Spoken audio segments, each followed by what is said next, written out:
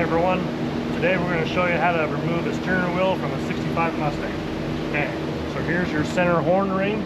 These are super cool. You just push down in the center and twist, and they pop out. There's a spring right there, and now you can access your center nut for your steering wheel.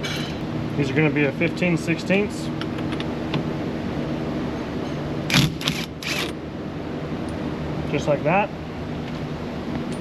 And now I need to get a steering wheel puller to pull this all the way off.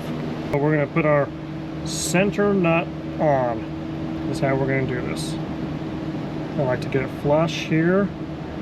Put the flat edge up against these holes here.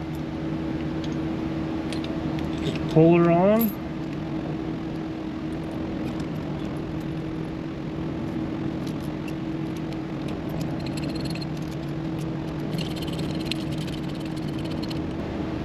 Okay, and the reason why I put the nut on there is so when the steering wheel comes up, it won't like come flying all the way off. And also, I don't risk damaging the threads on the shaft either. Okay, so now, just tighten this center, and she should pop right off.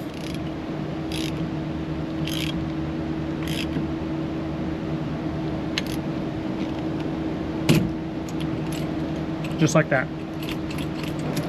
Okay, so now we can take off our puller like that. Take off the center nut.